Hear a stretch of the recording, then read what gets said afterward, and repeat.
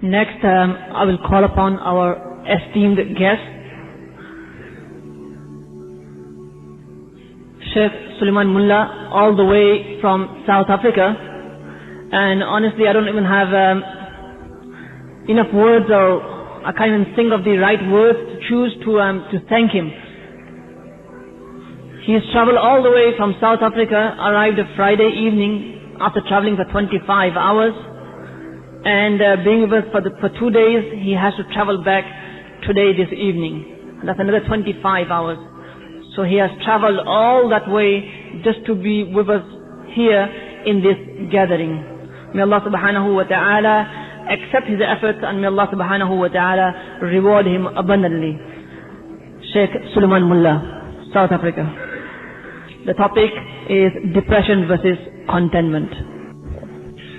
إن الحمد لله نحمده ونستعينه ونستغفره ونؤمن به ونتوكل عليه ونعوذ بالله من شرور أنفسنا ومن سيئات أعمالنا من يهده الله فلا مضل له ومن يضلله فلا هادي له ونشهد أن لا إله إلا الله وحده لا شريك له ونشهد أن سيدنا ومولانا محمدا عبده ورسوله أما بعد فقد قال الله تبارك وتعالى في القرآن المجيد والفرقان الحميد أعوذ بالله من الشيطان الرجيم بسم الله الرحمن الرحيم من عمل صالحا من ذكر أو أنثى وهو مؤمن فلنحيينه حياة طيبة ولنجزينهم أجرهم بأحسن ما كانوا يعملون وقال تعالى ومن أعرض عن ذكري فإن له معيشة ضنكا ونحشره يوم القيامة أعمى وقال النبي صلى الله تعالى عليه وسلم قد أفلح من أسلم ورزق كفافا وقنعه الله بما آتاه أو كما قال عليه الصلاة والسلام صدق الله مولانا العظيم وصدق رسوله النبي الكريم ونحن على ذلك من الشاهدين والشاكرين والحمد لله رب العالمين. Honorable ulama ikram, respected brothers, elders, mothers and sisters, as Sheikh has introduced the topic to you, depression versus contentment. While the world continues to progress technologically, I swear by Allah, faster than its growth in technology, it is retrogressing morally and spiritually. We find ourselves being exposed to a society that has become so immoral. Like Sayyidina Muawiyah radiyallahu anhu said, مَعْرُوفُ زَمَانِنَا مُنْكَرُ زَمَانٍ قَدْ مَضَى وَمُنْكَرُهُ مَعْرُوفُ زَمَانٍ لَمْ يَأْتِ. Such deep words, food for thought. Sayyidina Muawiyah radiyallahu anhu said, Ma'rufu zamanina, the good of our times were the sins of the previous times. What you and I consider as noble, as pious, as righteous, was considered a sin, a vice and transgression in the previous times. Wa ma'rufu zamanina munkaru zamanin qad mada, wa munkaruhu ma'rufu zamanin lam ya'ti. And what we consider as vice and as evil and as wrong today will be considered noble and pious in the time that is to come. That is why in Bukhari there is one commentary where one Sahabi addressing his companion said, إِنَّكُمْ لَتَعْمَلُونَ أَعْمَالًا هِيَ أَدَقُّ فِي أَعْيُنِكُمْ مِنَ الشَّعْرِ كُنَّا نَعُدُّهَا فِي عَهْدِ رَسُولِ اللَّهِ صَلَى اللَّهُ عَلَيْهِ وَسَلَّمَ مِنَ الْمُوبِقَاتِ. That, O my companions, I see you perpetrating many crimes which you trivialize. I swear by Allah, in the time of Nabi alayhi salam, these were considered as the most destructive crimes. And as we draw closer to Qiyamah, this continues. So while the world progresses definitely in technology, like one scholar mentioned, while the world boasts that now we are traveling by air, forgetting not that while we are now traveling by air, we have also polluted the air of Allah with guna. So in mid-air, wine is being consumed, in mid-air, zina is taking place. Indeed, there is growth and technology, but coupled with that is the retrogressing in morals and values. While life seems to become easier theoretically, in theory when you analyze life today, we have such advanced modes of transport, such easy ways of communication. In theory, life seems easier than previous times, but practically life has become more challenging than the previous times. Tension, depression and frustration has wallah become the order of the day. happiness, joy and prosperity is something of the past. May I repeat what I said? Tension, depression and frustration has become the order of the day.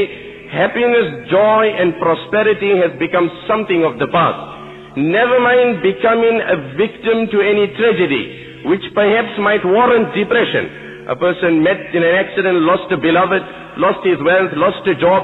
Some tragedy, some calamity, some catastrophe came in his way, which definitely warrants depression. Never mind the tragedies that, a person becomes a victim to any tragedy. The very fears that haunt the mind of an average man is sufficient depression. The very fears that haunt the mind of every individual that are ever lurking. I must never become poor. I must never be diagnosed of cancer.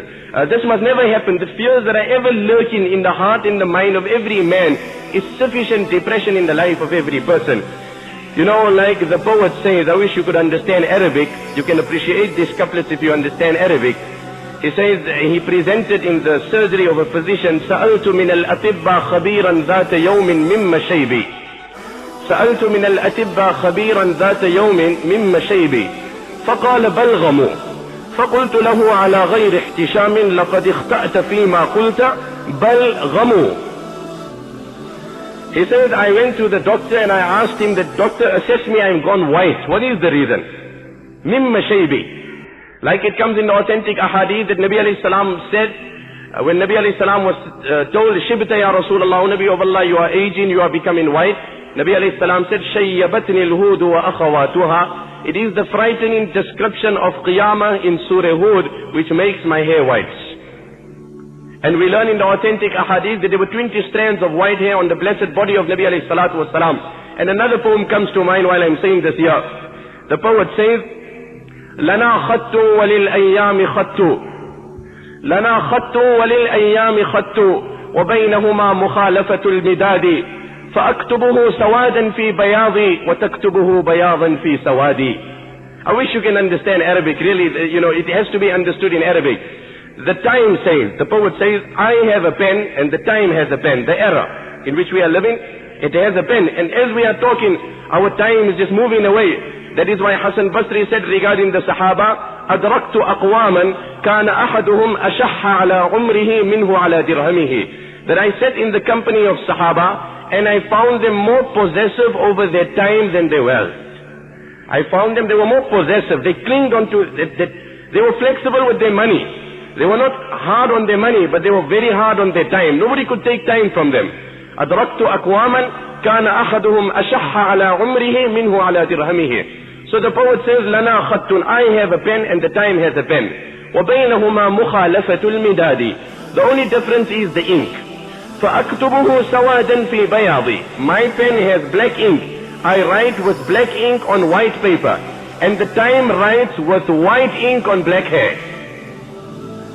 فَأَكْتُبُهُ سَوَادًا فِي بَيَاضِ وَتَكْتُبُهُ بَيَاضًا فِي سَوَادِ. That is the difference. Nonetheless, he says, I asked the doctor examined me, why am I gone white? So he said, بَلْغَمُوا, you have a lot of phlegm in your body.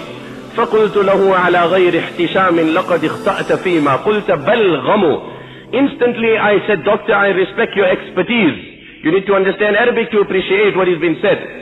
I appreciate your expertise, but definitely I think this got nothing to do with phlegm. Balghamu, instead this is depression. This is the result of depression in my body. This is what has happened. Tap any person, let him pour his heart out to you. Every man is in crisis. إني رأيتك جالسا مستقبلي فعلمت أنك للهموم قرين. Oh my brother, I seen you sitting before me. The very gesture of your face indicated depression. هون عليك وكن بربك واثقا فأخو التوكل شأنه التهوين. Take life easy, calm down, relax. As in Australia they say, no worries. No worries, that's the term. I remember when we were there, I had to give a talk at a particular university. I met a man, he says, asked me, where are you going? I said, I've got to go to the QUT, Queensland University of Technology. So, greet him, how are you? No worries. You go straight, you come to a roundabout, you take a right, you get in straight, you come. I didn't know what the man was saying. No worries. هون عليك, relax, relax. وكن بربك واثقا. And put your reliance on Allah. فأخو التوكل شأنه التهوين. For verily the one that relies on Allah takes life easy. ترح الأذى عن نفسه في رزقه لما تيقن أنه مضمون. The only way to avert financial depression, the only way to avert and divert financial depression is to convince yourself that Allah is the sustainer. When you've convinced yourself that Allah is the sustainer, now the fluctuation in the currency, the fake predictions of the economists, the competitors in the market will not make a difference to you. So this is the modern day poverty, if we can put it that way. That in the midst of affluence there is no joy. In the midst of comfort and luxury there is absolutely no joy. This is the modern day poverty which stares at every person. And perhaps the hadith of Nabi sallallahu alayhi wa sallam, when Nabi Kareem sallallahu alayhi wa sallam held the hand of Abu Dharr, and he said, Ya Aba Dharrin, atara anna kasrat al-mal huwa al-ghina, wa qillat al-mal huwa al-faqr. Oh Abu Dharr, do you consider excess wealth, excess of provisions as wealth, and lack of provisions as poverty? I said, O Nabi of Allah, that is the apparent definition of wealth and poverty. That if you have lot, you are successful, you are healthy, you are prosperous. And if you don't have, then you have a depressed life, you have a sick life. Nabi alayhi salam said, no, Abu Dharr, you have your facts muddled. Let me set the record correctly. As they say, just to put the record correctly. Nabi alayhi salam then said in the riwayat of Ibn Hibban, إِنَّمَا الْغِنَى غِنَى الْقَلْبِ وَمَنْ كَانَ الْغِنَى فِي قَلْبِهِ فَلَا يَضُرُّهُ مَا لَقِيَ مِنَ الدُّنْيا. No, Abu Dharr. Wealth in essence is the contentment of heart. Wealth in essence is the contentment of a heart. And no Niagara Falls and no Victoria Falls can give you that contentment that is divine from Allah. وَمَنْ كَانَ الْغِنَى فِي قَلْبِهِ. The one who has contentment in his heart, فَلَا يَضُرُّهُ مَا لَقِيَ مِنَ الدُّنْيَا. Then no amount of calamities and tragedies will harm this man, will depress this man. Nothing in this world will depress this man. You see, today every man has a different perception of contentment. Every person feels. Some feel that if I get married and I have a beautiful wife, that is the goal of my life. That is the aim, that is the ambition of my life. And I foresee my joy in that woman. Others feel if I pursue a degree, I graduate, I earn so much, then that is my particular accomplishment and that is the pinnacle of my joy. Like they say, 4 people were traveling. Or 3 people perhaps in a simple example. They were speaking different languages. One spoke English, one spoke Urdu, one spoke Arabic. Someone came and gave them $1. Now they had to split the $1. What are they going to do with the $1? The one that speaks Arabic, he said, Ana ashtari al-inab. Ana ashtari al-inab. I'm going to buy inab. Okay, the other one that speaks English, he said, no, I want to buy grapes. I want to buy grapes. I'm not buying inab. I'm buying grapes. The third one said, no, mujhe angur kharidna hai. I'm buying angur. He says, I don't know what's your angur, I don't know what's your inab, I want my grapes. So then came along one person who spoke all 3 languages. Like, they say, بِقَدْرِ لُغَاتِ الْمَرْءِ يَكْثُرُ نَفْعُهُ. بِقَدْرِ لُغَاتِ الْمَرْءِ يَكْثُرُ نَفْعُهُ فَتِلْكَ لَهُ عِنْدَ الْمُلِمَّاتِ أَعْوَانُ فَبَادِرْ إِلَى حِفْظِ اللُّغَاتِ مُسَارِعًا فَكُلُّ لِسَانٍ فِي الْحَقِيقَةِ إِنسَانُ. That the more languages a person speaks, the better it is for him. So this person says, you know what, I will resolve your problems. You give me that $1 and I will get your angur, your inab and your grapes for you. I'll do everything. He went, he bought a bunch of grapes and he came and gave it. He says, this is your angur, it is your grapes and it is your inab. So the expressions are different, but the common thing is peace. Every man is searching for happiness. Every person is searching for inner contentment. And wallah, Allah has not kept in the capacity of the things of this world. You take a child, you give him an item, he fancies it for a period of time and the next day he is tired. Allah hasn't kept in the capacity of this world anything. In the capacity of this world to satisfy this restlessness of man, this crave of man, this ego of man. We continue with the hadith of Nabi sallallahu alayhi wa sallam. وَمَنْ كَانَ الْفَقْرُ فِي قَلْبِهِ. The one who has greed in his heart, the one who has contentment in his heart, nothing of this world, nothing. It is the perception that if you are healthy and you are wealthy, you are content. This is the deception and the delusion of the devil. Last year I had the opportunity to go to Malawi, which is the neighboring country from South Africa. The Quranic Kareem was translated in the local vernacular language for the first time, and they had the launch of the Quran, and there was the opening of the masjid, so some scholars were invited from South Africa. I was also amongst those that were invited. We were there. We went to a particular location, and this particular scene, really caught my eye, and I thought I relate it to you. There was a small little hut, which was the house of this man. Safely I can say your laundry room is bigger than his entire house. Nearby there was a small well, there were some goats and some children were playing. It was extremely hot. There was no food, nothing, no fan, no aircon, nothing. This elderly aged man was sitting outside his particular hut in the heart of Africa, living in abject poverty. But that particular man had such a broad smile, and he transmitted such warmth, that I swear by Allah, it left an indelible impression in my heart and my mind. And it left me thinking that really what is wealth and what is poverty? Who is wealthy and who is poor? Who is content and who is depressed? A few years ago we were in Jordan. We were hosted by a very, very wealthy man. You know, subhanallah, Allah has given him such wealth. He filters his water 16 times before it comes out of the tap. He had spent in excess of $2 million on his garden. He received us at the airport. A breathtaking view, very scenic, mashallah. He owns more than 20 food outlets in the United States. And you know, he received us, and what a beautiful atmosphere. We performed Maghrib namaz on his lawn. It's on one of the high mountains of Amman. It was really an impressive scene. But the engrossment and the engagement of that man was such, I did not cherish or admire or envy that man's wealth for a split second. And I kept on admiring the smile of this man living in abject poverty. What did the Nabi of Allah say? وَمَنْ كَانَ الْغِنَى فِي قَلْبِهِ. He who has contentment in his heart, فَلَا يَضُرُّهُ مَا لَقِيَ مِنَ الدُّنْيَا. No calamities of this world will depress him. You see, depression, Fir'aun is sitting on his throne. The vision was sown, someone seen the vision, يُولَدُ مَوْلُودٌ يَذْهَبُ مُلْكُكَ عَلَى يَدِهِ.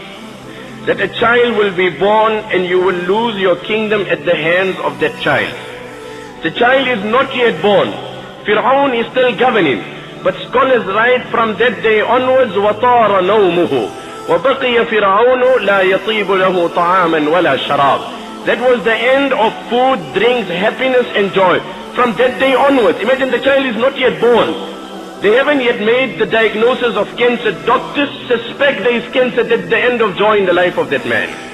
How many people aren't they who own a lot of wealth, but because of sicknesses they have such restrictions that the dog in that house eats better food than the owner? The man for breakfast has a very restricted diet. For lunch he cannot have this, he cannot have that. The dog in that house eats better foods. And this is what the world is chasing. This is what the world is advertising. This is what we have been brainwashed with and been exposed to. Look at that beautiful hadith in Bukhari Sharif. When there is contentment in the heart, food for thought in particular for our sisters. Ata ibn Abi Rubah says, Abdullah ibn Abbas radiallahu anhu tells me, Ala urika imra'atan min ahli al-Jannah. Should I not show you a woman of Jannah? I said, please do tell me. He said, هذه المرأة السوداء أتت النبي صلى الله عليه وسلم. You see this woman of Abyssinian origin? Come, I tell you a story about this woman. She one day came to Nabi alayhi salam. Look at the condition in her life. It does not mean when a man has contentment, when Allah has given him that calamities will not come. No, Allah will give him the strength to react differently. He will not get emotional by situations. Divinely Allah will inspire him, and I will elaborate on what I'm saying. Money can buy you a house, like they say, money can buy a house but not a home. Money can buy you a bed but not sleep. Person can be sleeping, on water bed as they say. Insomnia is a medical condition that's only growing in the world. Deprived of sleep. And on the other hand, there is a beggar, a pauper, sleeping under the tree in mid-traffic. The people are driving, people are busy, engaged, and he's enjoying the divine sleep of Allah in the shade that Allah has provided. وَاللَّهُ جَعَلَ لَكُم مِّمَّا خَلَقَ ظِلَالًا. He appreciates the shade that Allah has given. And another man sitting in front of the ocean, having a beautiful view with his beloved wife on the third floor of that particular hotel, and he's tossing and turning and he cannot sleep. Where is then pleasure coming from? Look at this particular woman. She comes to Nabi alayhi salam. Ya Rasulullah, inni usra'u wa atakashaf. Oh Nabi of Allah, I suffer from epilepsy. Now what a fatal illness she is suffering. What a sickness. Now as the world harps upon it, that there's so many anti-aging products. You mustn't age, you mustn't be sick. There are so many sisters that are destroying their health just to look thin.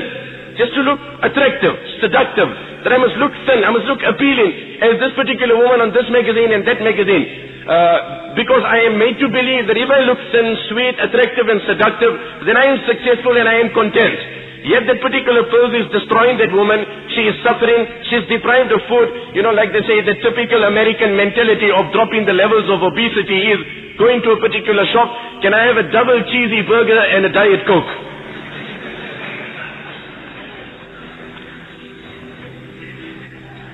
Why the levels of obesity are too high, so I'll have a Diet Coke or a double cheesy burger. So anyway, this woman comes to Nabi Kareem sallallahu alayhi wa sallam, Ya Rasulullah inni usra. Subhanallah, look at contentment.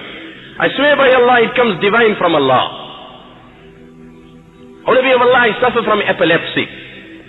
And when I have these attacks, my sitter is exposed. Could you perhaps make dua to Allah that Allah cures me? Now what a tragedy in a life. It warrants total depression.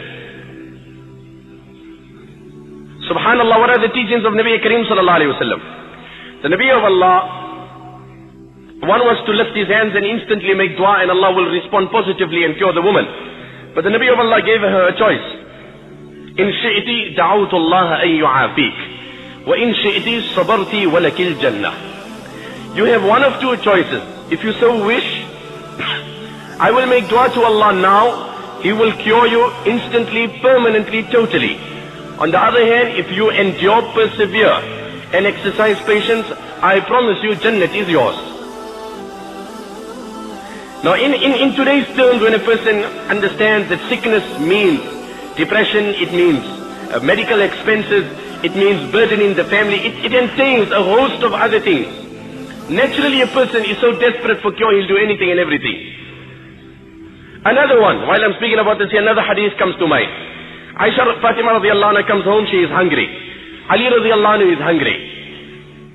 What the world has painted as depression and what Islam tells us with regards to contentment. There is absolutely no food. Now a person is living in difficulty, is some financial problems. Again, this warrants depression. You find today most of the circular degrees that a person pursues is in relation to his monetary return. Most of the things, the person is becoming a doctor. Very few are those whose aim and whose ambition is to serve humanity. It might be a sideline, option. But the primary reason, the priority in pursuing that particular is the monetary returns. What will I get back? By giving so much, how much do I get back? These are the reasons why. Because why?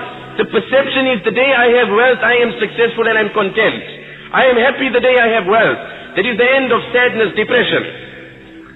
And that's apart from the depression which is as a result of guna, and I'm coming to that still.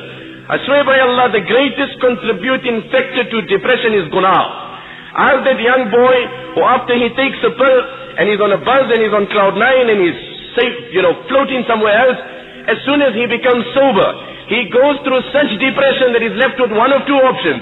Either he commits suicide or takes a pill again. There's no other choice in the life of that young boy. I personally have dealt with many youth involved in drugs. Perhaps while perpetrating the crime he enjoys fake pleasure. But no sooner he becomes sober, he goes through such depression. My Nabi sallallahu alayhi wa sallam said in the hadith, prophesizing the things of Qiyamah, a man will come to the grave of his brother, not to respect the deceased, not to come and convey sawab to him. Yatamarrahu. He will then turn in the soil of the grave and he will say, Ya laytani kuntu makana sahiba hadha al-qabr. My brother, I envy you, you are gone. I promise you, I cannot bear the calamities of this world any longer. I wish I was beneath the soil and you were above the soil. In the midst of all the comforts that he has, Ala mawtun yuba'u fa ashtarihi, fa hadha al-aishu ma la khayra fihi. Someone said, I wish, can you tell me someone is selling death? I want to buy death. I'm frustrated with life. I have come here with all the comforts, all the luxuries, all the affluence. Like in Urdu they say, अब तो घबरा के ये कहते हैं कि मर जाएंगे, मर के भी चैन न पाया तो किधर जाएंगे.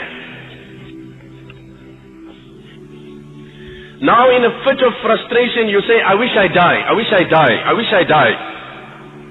And then they speak of euthanasia, mercy killings. अब तो घबरा के ये कहते हैं कि मर जाएंगे, You take any youngster to a rehabilitation. When he's been admitted in that particular rehab, the first thing they ask him is the symptoms of drugs. Did the thought of suicide cross your mind? That's amongst the first things. This is nothing. These antidepressant tablets, they have antidepressant. I give this example, perhaps I share it with you. It's nothing. That is escapism. You hide in the reality. You are disguising and camouflaging. You are not solving. You are not soothing. You are not unwinding. You are not relaxing. It's like a person went to a particular motor mechanic. He had a problem in his car. Says, you know what, as I'm driving, there's this very strange and peculiar sound coming out, and I can't trace the problem. So the motor mechanic had a look at the car, but he couldn't trace the problem. He says, you know what, I can't really find anything, but I got a way out. I can solve the problem for you.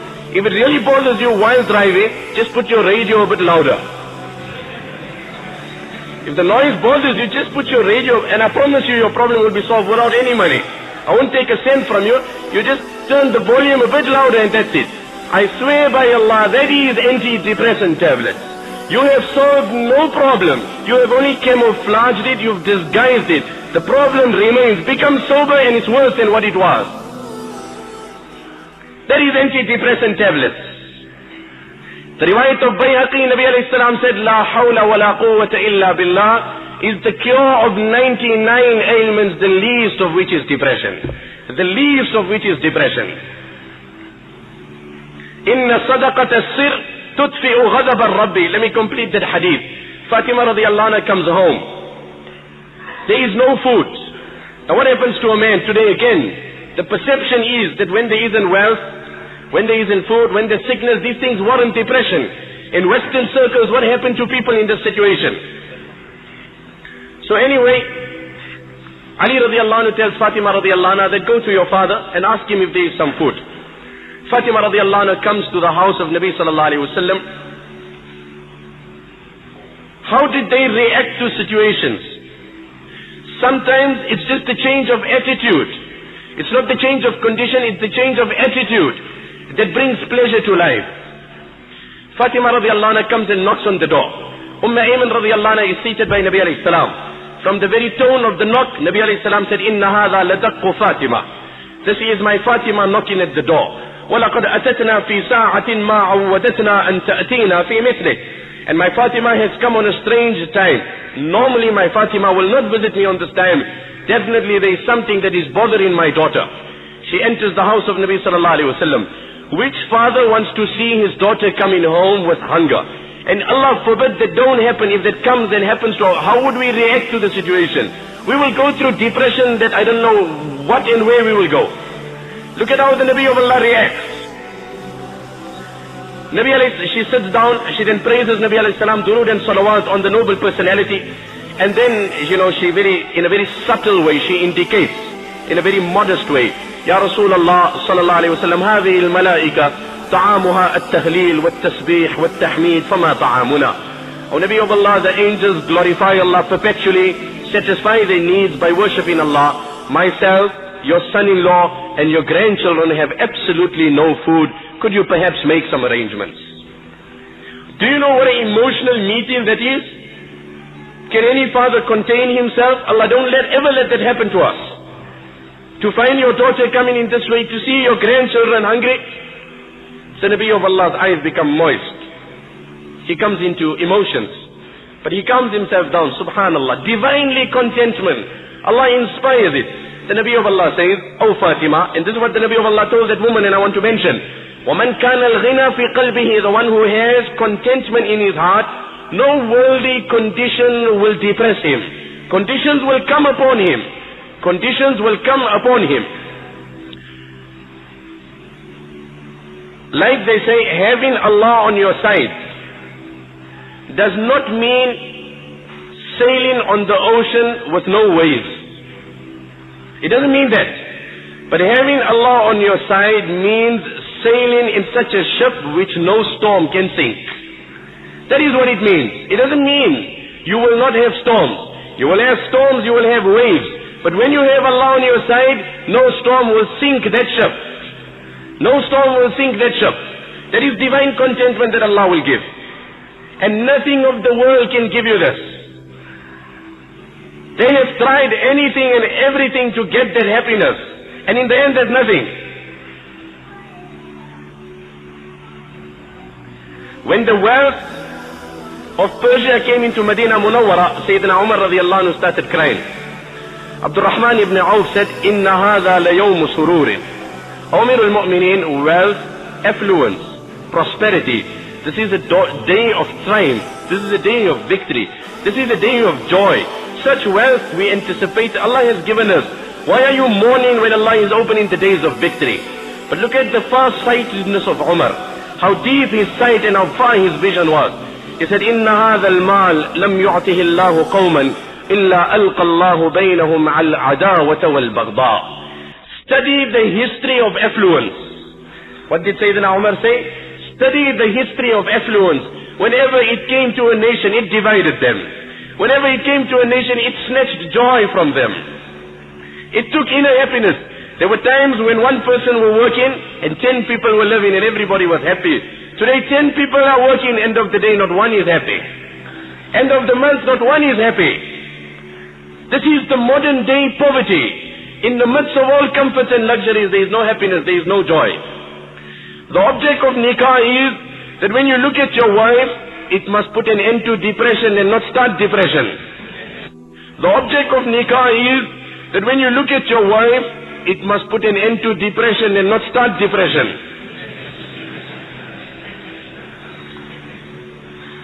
هو الذي جعل لكم, the Quran says, لِتَسْكُنُوا, that when you come home and the spouses meet, that must be the end of depression.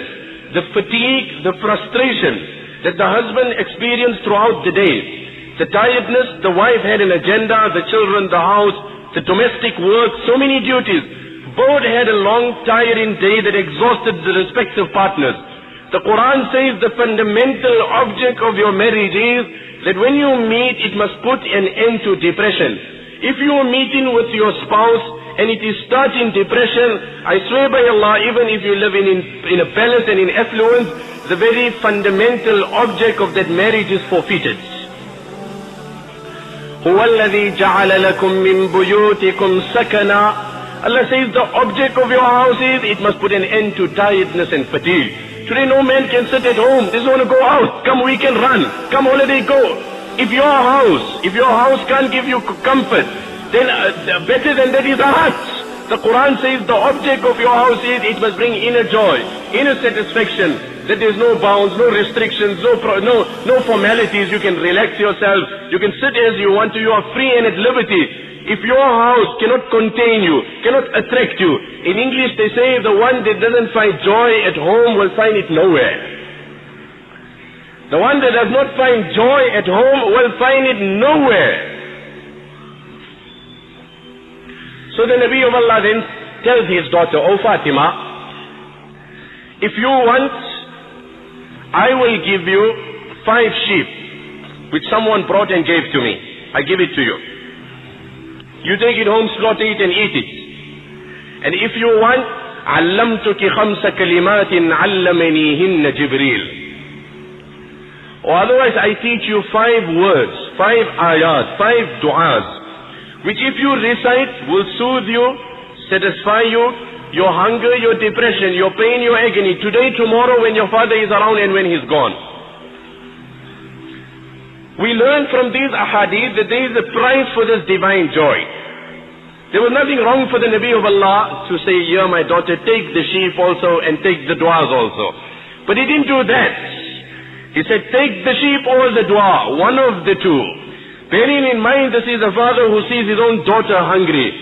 There is no words of any language that can translate the emotions of such a father. And Fatima, whom my Nabi loved the most, Man ahabbaha faqad ahabbani, wa man aadaha faqad aadani. Whoever loves my Fatima loves me. Whoever dislikes my Fatima dislikes me.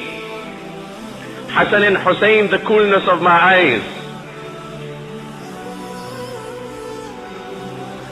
She said, O Nabi of Allah, I will prefer those 5 words. I will prefer it. Nabi alayhi salam says, okay, then say after me, O my daughter, Ya awwal al-awwaleen, wa ya akhir al-akhirin, wa ya rahim al-masakin, ya dha al-quwwati al-mateen, Ya Arhamar Rahimeen.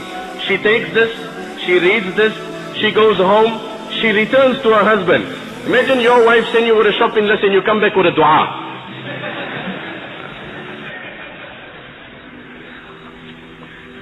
Never mind, you just come back with a different item and you know what happens. Like they say, this particular woman, she came home, her husband, he brought tomatoes for his wife, came and he left it there in a packet. She says, no, I don't want this one, I want the one in that box, man, the one in the wooden box. He said, oh, okay, no problem. He went outside, he found a wooden box, took it, put the tomatoes inside, knocked some nails, brought it over. He says, yeah, this is the one I wanted.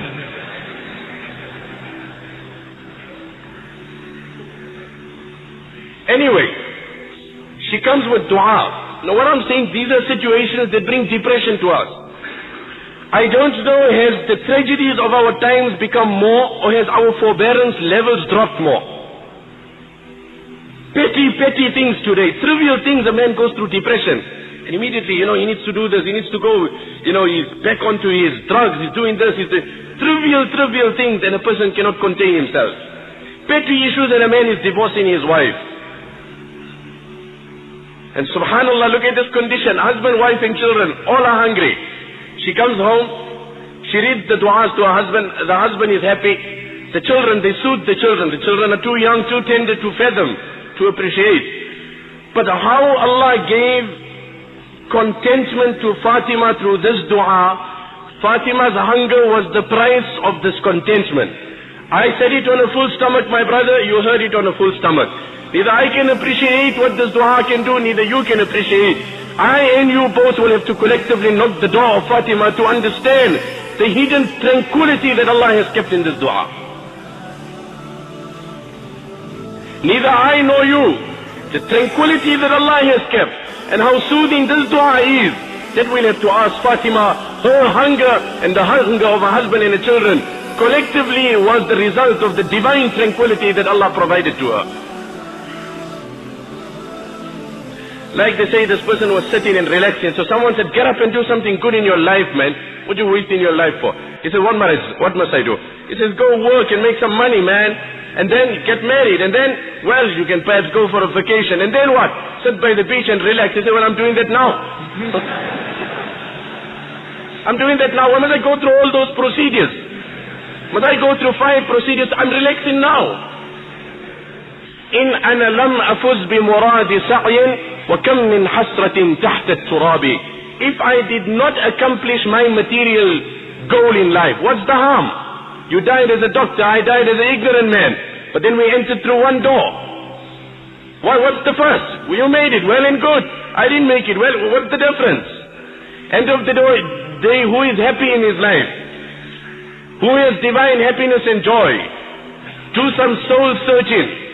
And ask yourself, the Nabi of Allah asked this woman, if you want and make dua to Allah, Allah will cure you. And if you want, you make sabr in Jannah. Now she is suffering epilepsy. Subhanallah, contentment. She says, O Nabi of Allah, if you promise that I have patience, Jannat is mine, then I will prefer living with this sickness. And I will prefer dying with this sickness. As long as you can confirm Jannat is mine. However, I am very conscious of my modesty. And when I have my epilepsy attacks, my sitter is unveiled and it is exposed. I want you to make that amount of dua that in the future attacks that I have, my sitter mustn't be unveiled. There was a time when a woman was conscious of her morality in the midst of sickness, which perhaps anyone can debate as she been excused in the sense of the sickness that she has. The Nabi of Allah made dua that in the future attacks that she has, her sitter mustn't be exposed. But Allah gave her contentment on her sickness. Allah gave her contentment on her sickness. She lived with epilepsy, she died with epilepsy. And on the tongue of Nabi sallallahu alayhi wa sallam, her abode in Jannat was confirmed. Hence it is a perception, it is a deception, it is a delusion that if I am healthy and I am wealthy, I am successful and I am content. هي القناعة فالزمها تعش ملكا لو لم يكن منها إلا راحة البدن. It is contentment. Grab onto it. I swear by Allah, if you have it, you're a king without a throne also. وانظر لمن ملك الدنيا بأجمعها. And look at those who own the entire world. Those who own the entire world. هَلْ رَاحَ مِنْهَا بِغَيْرِ الْقُطْنِ وَالْكَفَنِ. Those that went, they all went in the same way, nothing more. Like in Arabic they say, لَا تَتَفَكَّرْ فِي ثَلَاثَةِ أَشْيَاء. Don't think about three things, this will add to your depression. فَيَكْثُرُ هَمُّكَ وَغَمُّكَ وَيَزِيدُ فِي حِرْصِكَ.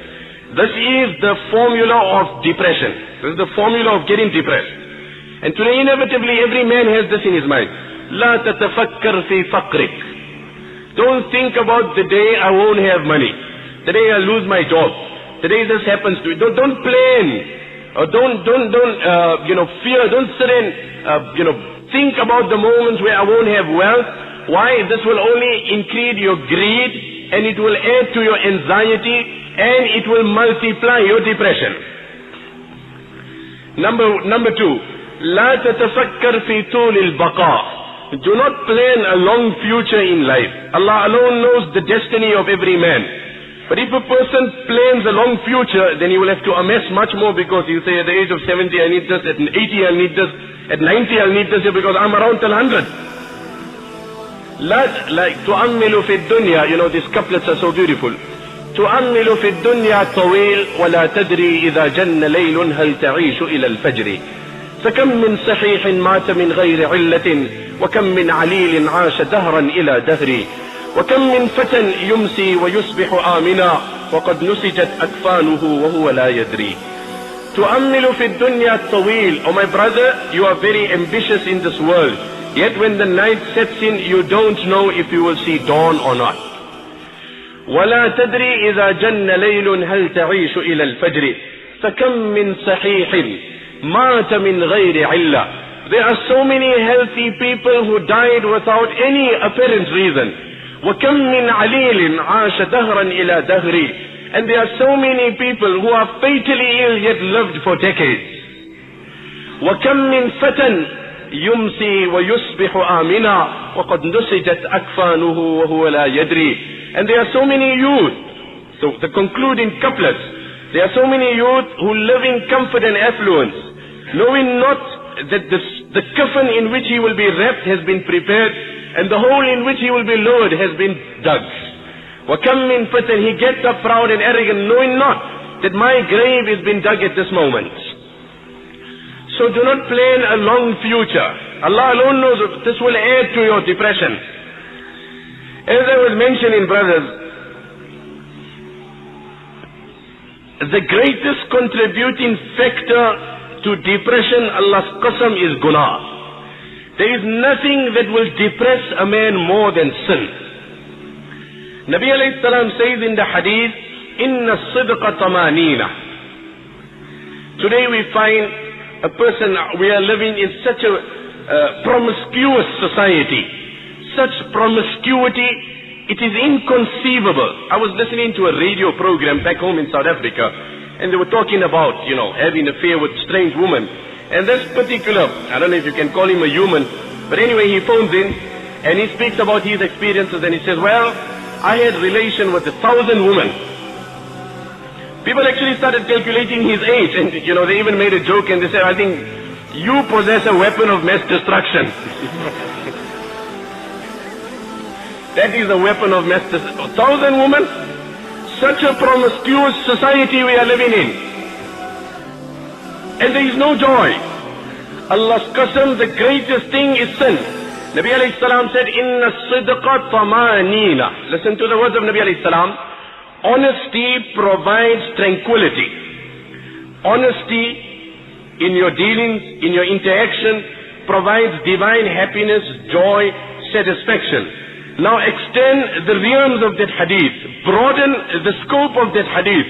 Let's extend the explanation. Explore that hadith. Honesty, piety, integrity, loyalty, fidelity provides divine happiness, joy and satisfaction. And Nabi alayhi salam says, lies, sin, vice provides restlessness, uneasiness, depression, frustration. Ask a man pursuing an unlawful relation. My wife doesn't get hold of my phone. Whoever is at the door, run quickly. I better see who's coming. He's constantly he's on his nerves all the time. Nobody must come to know my wrong. The depression that results out of that sin. The nature of the devil is, and this in particular I want to address to my youth. The Quran speaks about this here. That when the devil provokes a person towards a sin, and he paints the picture that you make zina and you will be happy. You take the spill and that will be the end of pain in your life. And that is it. كَمَثَلِ الشَّيْطَانِ إِذْ قَالَ لِلْإِنسَانِ اكْفُرْ كَمَثَلِ الشَّيْطَانِ إِذْ قَالَ لِلْإِنسَانِ اكْفُرْ فَلَمَّا كَفَرَ قَالَ إِنِّي بَرِيءٌ مِّنْكَ إِنِّي أَخَافُ اللَّهَ رَبَّ الْعَالَمِينَ فكان عاقبتهما أنهما في النار خالدين فيها وذلك جزاء الظالمين. The similitude of the devil when he incites and provokes you to a sin. Now when a devil provokes you to a sin, then he plans the sin for you. He also answers all the perhaps the possible leak outs of the sin. That if you come late, what you'll tell your wife? No, you can tell her you got delayed at work. On the way, if this happened, all the apparent falls and loopholes that perhaps could be a setback, the devil answers everything. Instantly the mind is running. The devil is flowing. The sin is vivid before him. He's got a choice, either he does it or not. It looks very tempting, very appealing, very convincing, if I do it, this is what I actually need in my life. It will be the end of this depression and tiredness and fatigue and whatever else as it is. A beautiful massage, by gentle hands. What more do I need? So the devil provokes him up. And the devil says, do it, and I'm with you, all the way. And look here, after all, when the brothers of Yusuf intended killing Yusuf, and then immediately at that time, and I'm going to tell you something very important, listen to what I got to say, brothers. At that particular moment, the devil told them, وَتَكُونُوا مِنْ بَعْدِهِ قَوْمًا صَالِحِينَ. That you commit this act, you kill your brother out of jealousy. Out of jealousy, kill your brother, get rid of him. يَخْلُ لَكُمْ وَجْهُ أَبِيكُمْ. The focus of your father will then be exclusive on you. And after the sin, after all, Allah is forgiving. If you won't commit sins, who will Allah forgive? Scholars explain, to think of the mercy of Allah prior to committing a sin.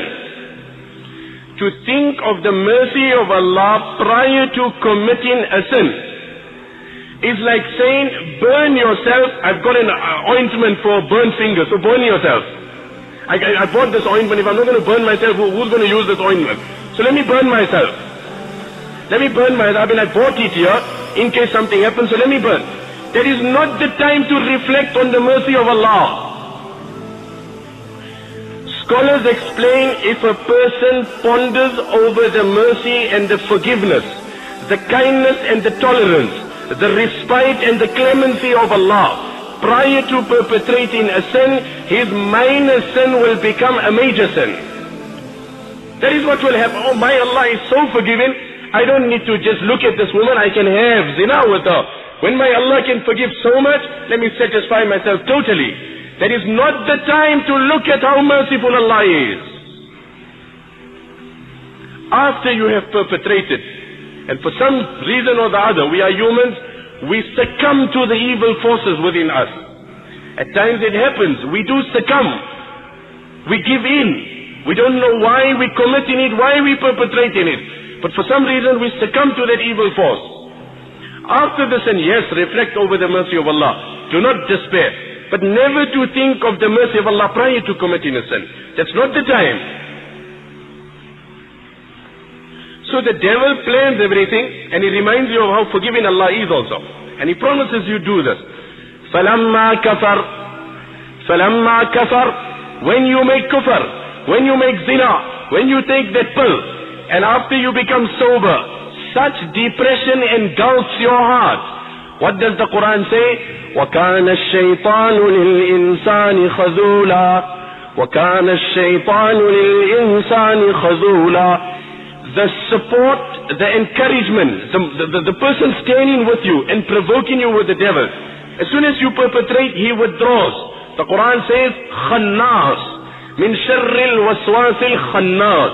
Khannas, oh Allah, I seek your evil from the sneaking whisperer who comes, sneaks, withdraws. So after you perpetrated the crime, he withdraws totally. I'm not with you. Now you do what you... Inni akhafullah. I got nothing to do with you.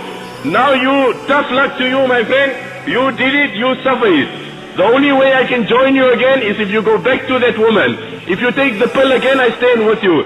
Hence, you will see a person committed a crime to satisfy himself. One after the other. He went deeper and deeper, deeper. You know, like they have that bungee jumping, you flow one way. He goes deeper and deeper into that sin, and there's no way he's coming back. Life looks so dark for him, there's no way out. In the battle of Badr, Shaitan came to Abu Sufyan in the form of Suraqa as the leader of the tribe of Kinana, and he told him, وَإِذْ زَيَّنَ لَهُمُ الشَّيْطَانُ أَعْمَالَهُمْ وَقَالَ لَا غَالِبَ لَكُمُ الْيَوْمَ مِنَ النَّاسِ وَإِنِّي جَارٌ لَكُمْ. I am with you. Don't worry, I will support you, I will encourage you, I will help you, you will defeat the Muslims. فَلَمَّا تَرَاءَتِ الْفِئَتَانِ. But when reality stared, and the two armies met with one another, نَكَسَ عَلَىٰ عَقِبَيْهِ. As is the nature of the devil, he withdraws, and he fled the battle. So Abu Sufyan asked him, "Oh Suraqa, where are you? You promised me, you encouraged me, you motivated me." قال إني, what did he say? نكس على عقبيه وقال إني بريء منكم إني أرى ما لا ترون إني أخاف الله. No, I can see divine angels coming. I've got nothing. You involved, you suffer the consequences. So there is the result of depression that will come as guna. It will never come to an end. And scholars write, worse than that sin is four things. أربع بعد الذنب شر من الذنب الاستثغار والاستبشار والإغرار. After committing that sin, to consider it as trivial is worse than the sin. After committing the sin, to rejoice over the sin, that you rejoice over the calamity you have done, over the sin you have perpetrated. Nabi alayhi salam says in the hadith, كل أمتي معافى إلا المجاهرين. Allah is prepared to forgive every person, with the exception of those that sin openly.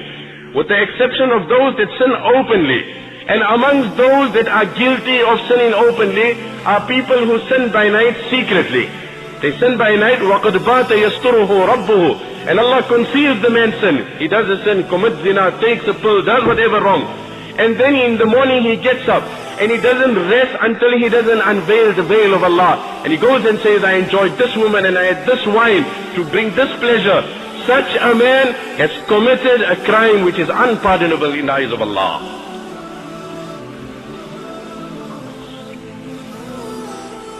So contentment comes from Allah. It comes on the obedience of Allah. Let me explain to you the incident. I don't know what is my time allocation. I think I just got to worry about my flight and that's about it. But anyway, let me explain to you an incident.